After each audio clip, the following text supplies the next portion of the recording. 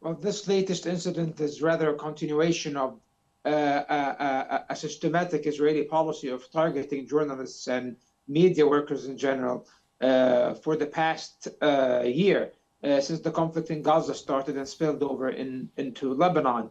We've had journalists and reporters dying in Lebanon even before the all-out war phase or the full-scale war phase that erupted in September. Before that, we had a cross-border war between Hezbollah and Israel. And even then, reporters were targeted and were killed. And of course, over 100 reporters and journalists died in Gaza. And this gives us an insight into the nature of the Israeli attacks, which, as I mentioned before, are systematic. And systematic means that they are coordinated and they have aim. And the aim behind them is to basically conceal and cover up the magnanimity of the Israeli violations and crimes that are taking place on the ground.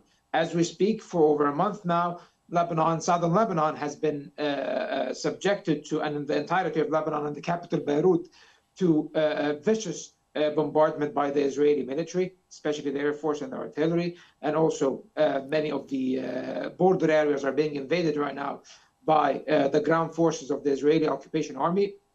So that means that, and many crimes and transgressions are taking place on the ground. So that explains to us what Israel is trying to hide.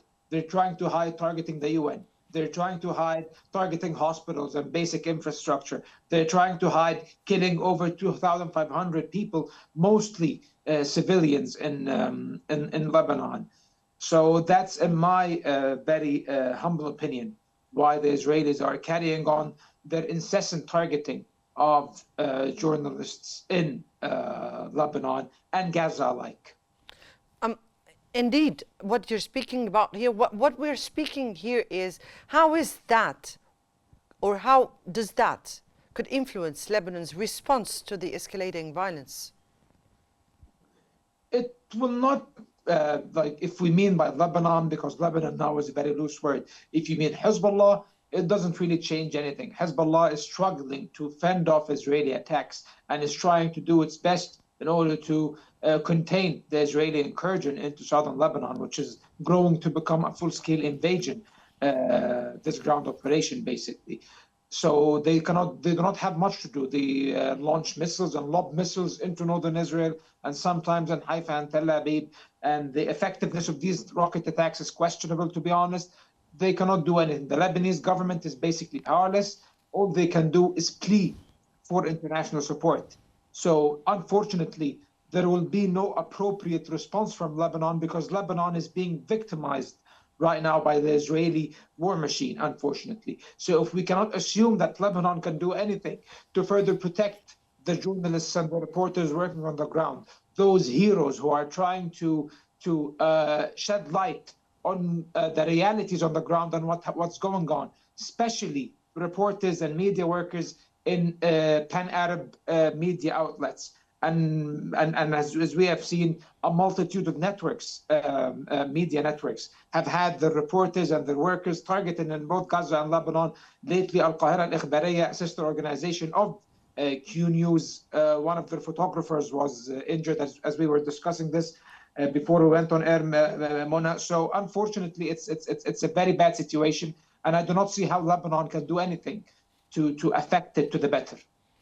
Yes, Israeli airstrikes have specifically targeted Hezbollah strongholds, including sensitive sites in southern Beirut.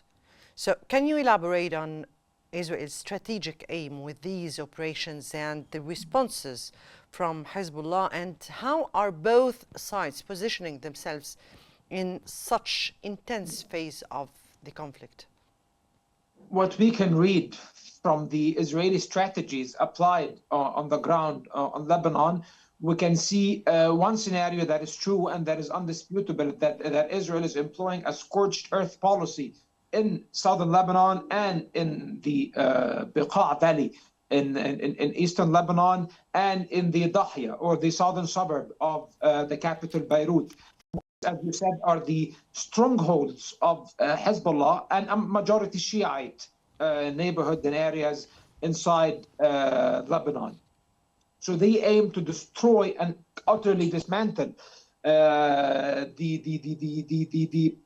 urban areas and the bases of support that Hezbollah has within Lebanon in an effort to enrage the local population and stigmatize them further and turn them against one another, basically. Because unfortunately, Lebanon from the inside is far from united in confronting the Israeli aggression in one certain on one certain doctrine or with single mechanism, so to speak. So what I see the Israelis trying to accomplish is trying to empty southern Lebanon from its residents so that they can advance further inside. And I see that the Israelis, at least through the ground operation, are trying at a minimum to establish a buffer zone in the border about 5 to 10 kilometers deep,